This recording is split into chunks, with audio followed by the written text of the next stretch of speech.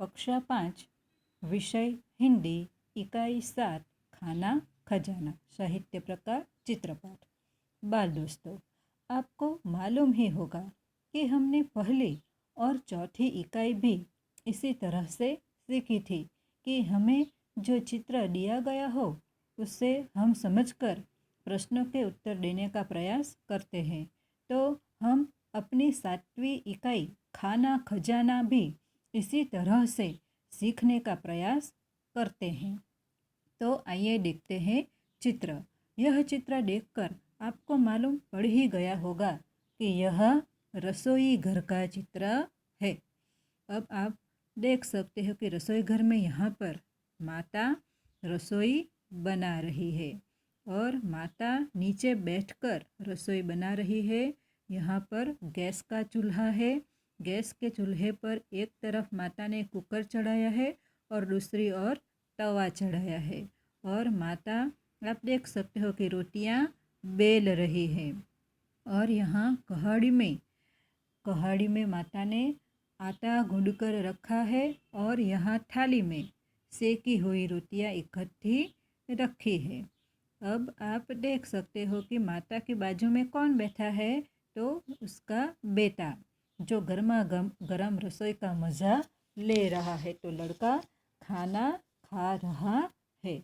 लड़के के पीछे कौन दिखाई दे रहा है, तो लड़के के पीछे हम देख सकते हो कि शायद लड़के की दादी होगी। लड़के की दादी क्या कर रही है, तो दादी माँ हाथ में किताब लेकर कुछ पढ़ रही है। फिर हम आगे देखते हैं तो यहाँ पर हमें क्या दिखाई दे रहा है, तो पानी का मटका दिखाई दे रहा है कि रसोई घर में एक पानी का मटका भी रखा है।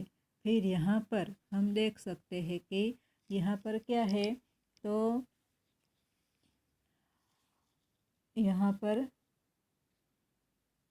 छुरी और कड़छा आदि दिखाई दे रहा है। ऊपर यहाँ पर 2 टोकरियाँ हैं। 2 टोकरियों में हमें यहाँ पर सब्जी लौकी, यहाँ पर ठीक है सब्जियाँ जो माता ने खरीद के रखी होगी। तो टोकरियों में आलू लौकी भिंडी जैसी सब्जियाँ और एक टोकरी दूसरी टोकरी में शायद फल रखे होंगे। तो दोनों टोकरियों में सब्जियाँ और फल रखे हैं। अब हम ऊपर देखते हैं तो ऊपर डिब्बे देखकर ही आपको पता चल गया है कि ऐसे डिब्बों में मम्मियाँ क्या भरती है, तो इसके ऐसे डिब्बों में मम्मी अचार भरती है। तो यह ऊपर अचार के डिब्बे भी रखे हैं।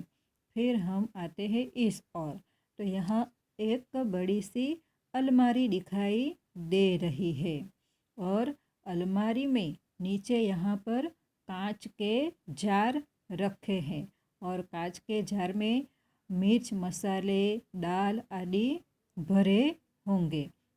यहाँ पर हमें केतली दिखाई दे रही है, तो ये केतली शायद तेल की होगी। उसके पीछे भी डब्बे दिखाई दे रहे हैं। ऊपर हमें गिलास दिखाई दे रहा है। यहाँ पर थालियाँ रखी हुई है और यहाँ ऊपर आप देख सकते हो कि छोटे छोटे डिब्बे भी रखे हैं। तो इस प्रकार रसोई घर में रसोई बनाने के जो साधन होते हैं वह हमें दर्शाए गए हैं। और रसोई घर में यहाँ पर एक खिड़की भी है और खिड़की में से क्या दिखाई दे रहा है, तो खिड़की में से हमें बादल दिखाई दे रहा है। तो इस तरह से हम इस चित्र को समझने का प्रयास किया है। बहुत ही सरल है कि यह रसोई घर का चित्र है और रसोई घर में माता क्या कर रही है, तो माता रसोई बना रही है और लड़का खाना खा रहा है।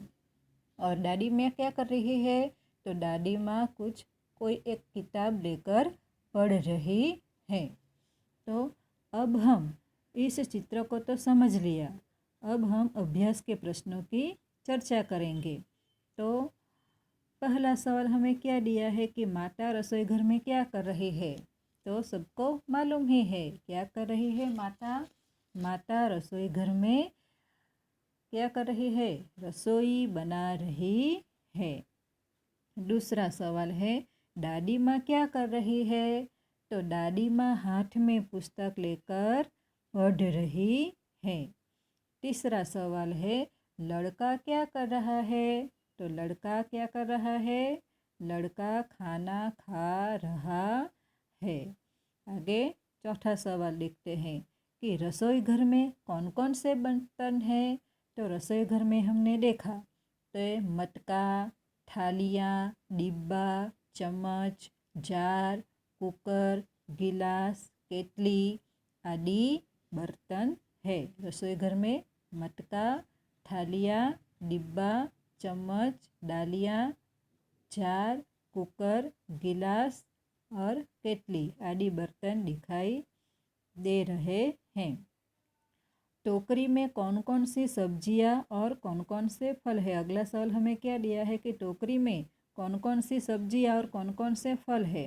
तो यहाँ पर टोकरिया में तो हमें चित्र है तो ऐसे साफ दिखाई तो नहीं दे रहा है, लेकिन हम अपने हिसाब से ही लिखेंगे जवाब कि टोकरी में आलू, लौकी, भिंडी, फूलगोभी आदि सब्जियां होंगे और केले, अंगूर, सेब आदि फल होंगे। अब आगे का सवाल है कि खिड़की से बाहर क्या दिखाई दे रहा है? तो खिड़की से बाहर क्या दिखाई दे रहा है? तो खिड़की से बाहर हमें आसमान के बादल दिखाई दे रहे हैं। आगे का सवाल है, अलमारी के डिब्बों में क्या क्या है? तो ये अलमारी के डिब्बे हैं। तो अलमारी के डिब्बों में क्या क्या है? तो अलमारी के डिब्बों में अचार, तेल, दाल और मिर्च मसाले आदि है। अब आगे का सवाल है कि आपके रसोई घर में क्या है जो इस रसोई घर में नहीं है? तो आपके घर में रसोई घर कैसा है वह आपको मालूम ही है। तो आपका रसोई घर और यहाँ चित्र में जो रसोई घर दिया है उसमें क्या अंतर है वह आपको लिखना है। अब ये प्रश्न का उत्तर सभी बच्चों के अलग अलग आएंगे, क्योंकि किसी के घर में स्टैंडिंग किचन होगा, किसी के घर में यहाँ पर दिया गया है उसी तरह नीचे बैठकर भी रसोई बनाते होंगे। तो जिसके घर में जैसा है वह आपको लिखना है कि यहाँ पर जो दिया गया है उसमें से आपके घर में क्या है जो यहाँ पर नहीं दिया गया है वह आपको लिखना है। तो हम लिख सकते हैं कि पानी का नल आप सभी के घर में होगा, फिर रेफ्रिजरेटर रसोई घर में रखते हैं, ओवन होगा किसी के घर में जो यहाँ पर नहीं है। ठीक है, तो आपके रसोई घर में क्या क्या है जो यहाँ पर नहीं है इस चित्र में वह आपको लिखना है। इसमें आप अपनी मम्मी की भी मदद ले सकते हो। अब आगे का सवाल है, माता कहाँ बैठी है? तो आप देख सकते हो कि माता कहाँ बैठी है। तो माता नीचे ज़मीन पर चूल्हे के पास बैठी है। माता नीचे ज़मीन पर चूल्हे के पास बैठी है। अब आगे देखते हैं कि प्रश्न नंबर 2, क्या पसंद है क्या नहीं? योग्य खाने में सही का निशान करो। तो आपको यह बॉक्स ढूंढना है। यहाँ पर जो चित्र दिए हैं वह चित्र भी आपको ड्रॉ करना है। ठीक है, कि यहाँ पर हमें जो जो चित्र दिए हैं, यहाँ पर करेला है, सेब है, आम है, ठीक है, जलेबी और आइसक्रीम। तो आपको पेंसिल के मदद से आपको ये चित्र भी ड्रॉ करना है, એટલે કે આ ચિત્ર દોરવાનું છે। એ ચિત્રનું નામ લખવાનું છે। તો यहाँ पर તમારે નામ લખવાના, બધા ખાનામાં એ શું છે એનું નામ લખવાનું। અને પછી यहाँ पर है मज़े से खाएंगे। तो करेले की सब्जी आप मज़े से खाएंगे कि खाना पड़ेगा कि बिल्कुल नहीं खाएंगे? बराबर। तो आप जिस ऐसा है कि किसी बच्चे को करेले की सब्जी पसंद भी होगी तो वह क्या लिखेंगे? मज़े से खाएंगे। ठीक है, और किसी को नहीं अच्छे लगते लेकिन मम्मी कहती है कि भाई तुम्हें खानी ही पड़ेगी, मैं तुम्हारे लिए दूसरी सब्जी नहीं बनाऊंगी, तो खाना पड़ेगा, मैं करूँगी। और किसी की मम्मी कहेगा कि अच्छा तुम्हें करेले की सब्ज़ी नहीं पसंद तो मैं तुम्हारे लिए कुछ और बना दूँगी, तो आप बिल्कुल नहीं खाएंगे। तो आपका जो जवाब है वह आपको करना है। तो यह भी सभी बच्चों के यहाँ भी जवाब अलग अलग आएंगे। तो आपको जो पसंद है उसके हिसाब से यहाँ पर आप सही का निशान लगाएंगे। तो यहाँ पर हम क्या लिखेंगे? करेला। और आप मज़े से खाएंगे, खाना पड़ेगा या बिल्कुल नहीं खाएंगे, उसके हिसाब से आपको निशान करना है। अब दूसरा है फल सेब। सेब तो सबको ही पसंद होगा, इसलिए सब आप मज़े से खाएंगे। फिर है आम, तो आम भी आप सब मज़े से खाएंगे ना, सबको पसंद है। फिर है जलेबी, तो जलेबी भी आप मज़े से खाएंगे, मज़े से खाएंगे ना कि खाना पड़ेगा। जलेबी भी सबको पसंद है तो मज़े से खाएंगे। और आइसक्रीम, आइसक्रीम भी क्या आएगा? मज़े से खाएंगे। तो इस तरह से आपको ये चित्र એટલે કે આ ચિત્ર તમારે દોરવાનું છે પેન્સિલની મદદથી। એના જવાબ હિન્દીમાં નામ લખવાના છે અને પછી ખાનામાં જે હોય તે પ્રમાણે તમારે ખરાની નિશાની કરવાની છે। હવે આગળ જોઈએ પ્રશ્ન નંબર 3।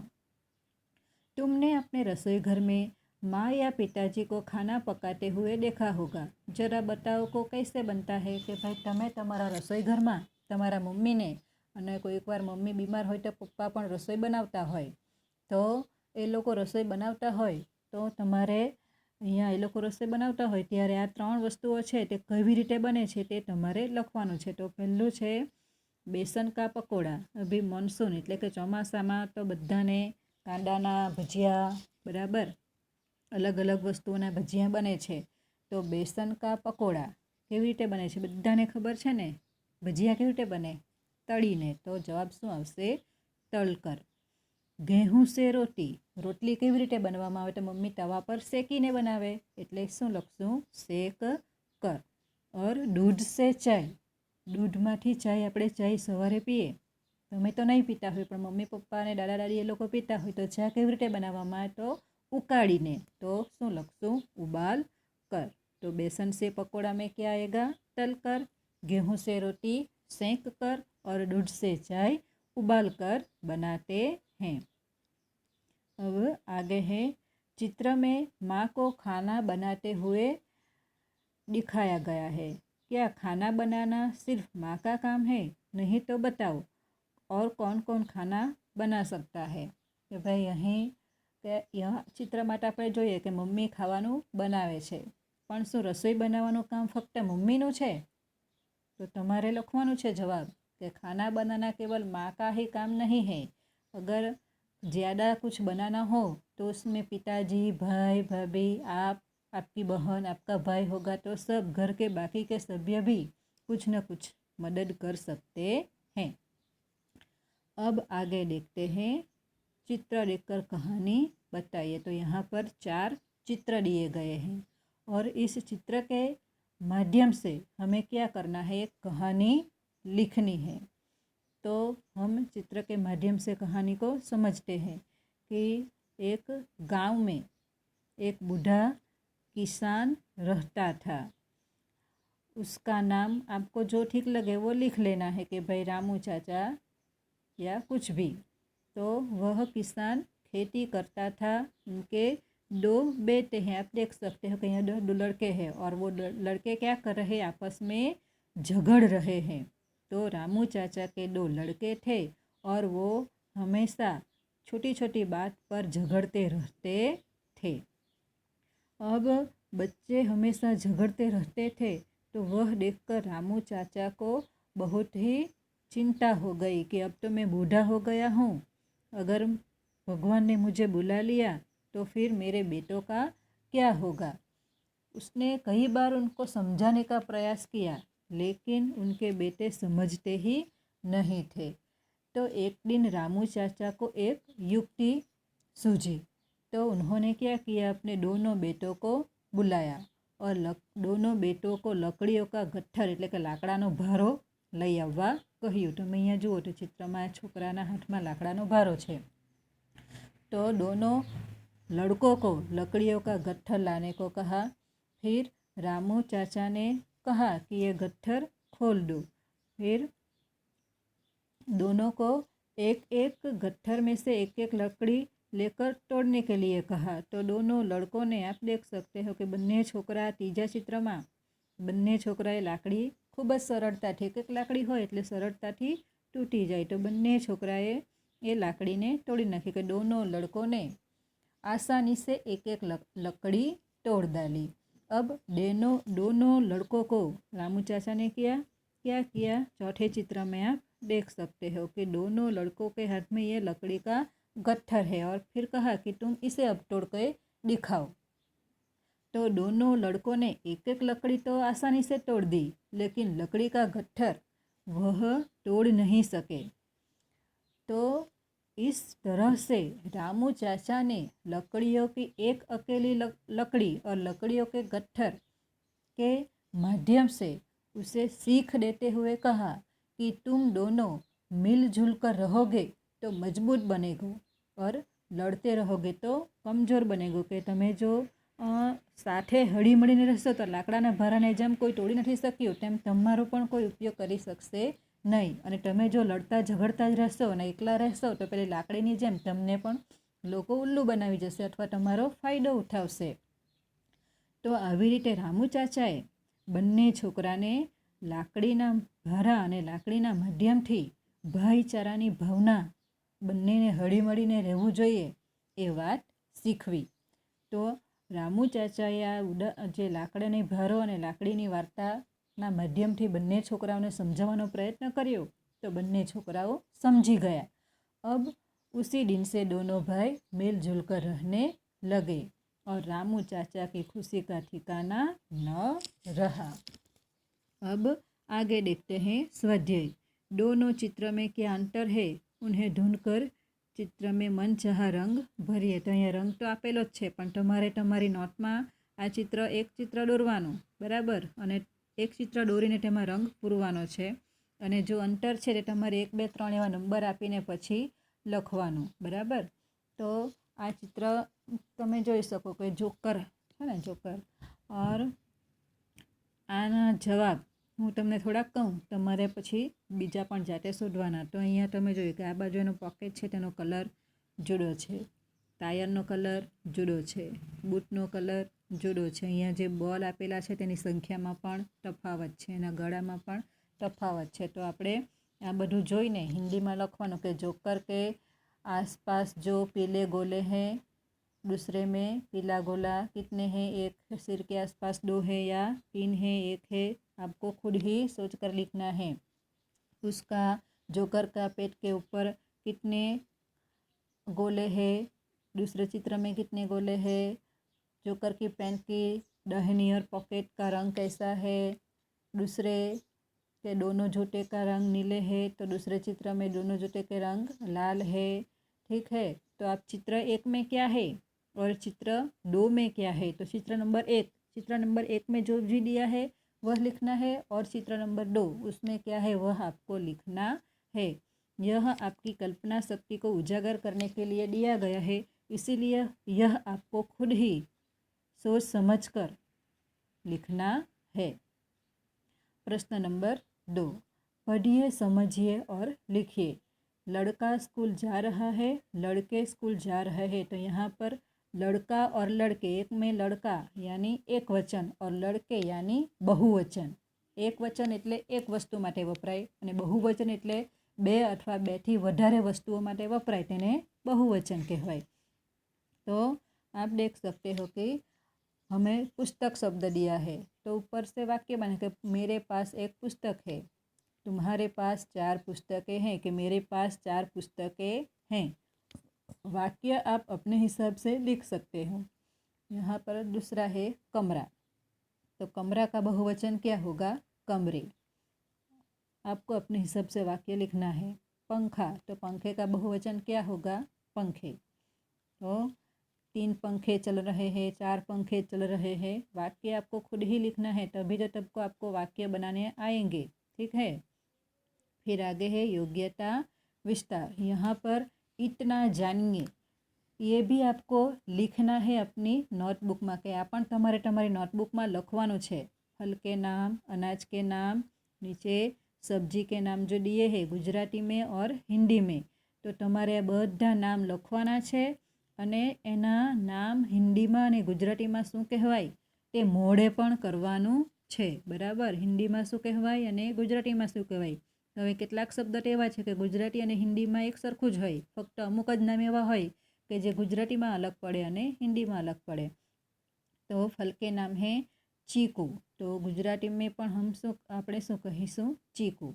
नारंगी नारंगी, संतरा संतरा, अंगूर द्राक्ष, तो द्राक्ष આપણે ગુજરાતીમાં બોલીએ અને હિન્દીમાં શું કહેવાય અંગૂર।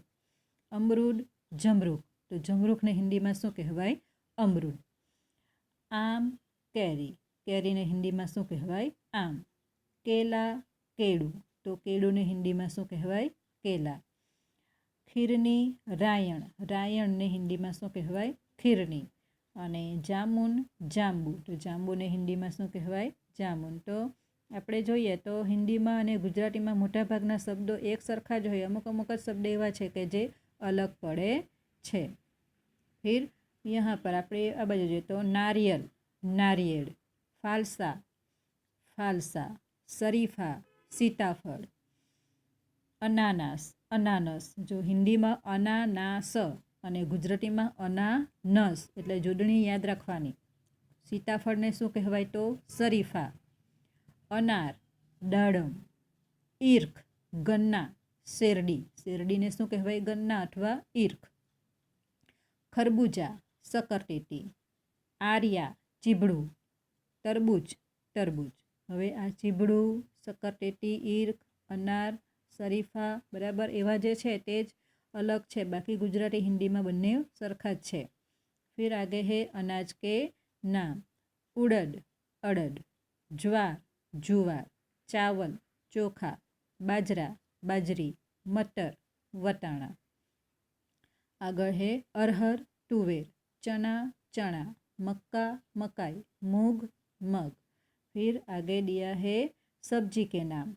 अरवी अड़वी, कंकोड़ा कंकोड़ा, फूलगोभी फुलेवर, लौकी दूधी, टमाटर टामेटा, तुरई तुरियु, पालक पालक, प्याज कांदा अथवा डूंगળી, बेंगन રીંગણ, मटर वटाणा, रताळू रतालू रताळू, अदरक आदू, शकरकंद सक्करियो, जमीकंद सूरण, करेला कारेलू, करेला हिंदी में गुजराती में कारेलू कारेला।